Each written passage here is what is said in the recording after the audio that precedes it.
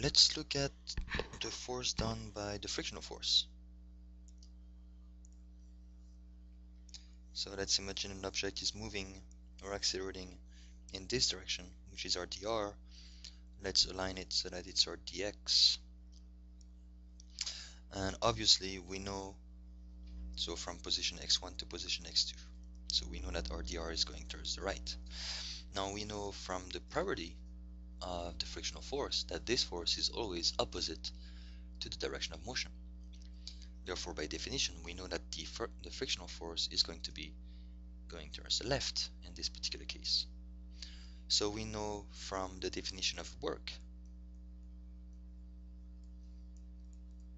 that if we calculate the work due to friction, this is nothing else than friction. And since friction by definition is always opposite to the direction of motion, then we know that this will always end up with negative sign. Bang! That's it. Then we have to figure out the magnitude of the frictional force, which we can obtain by applying Newton's second law to our system. Once we know this value, then we can plug it into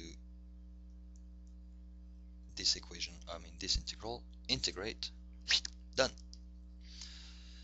If this force is constant, let's say kinetic friction, then we can take care of the integral, and this becomes r1, r2, dr, which is nothing else than delta r, or in our case we use dex.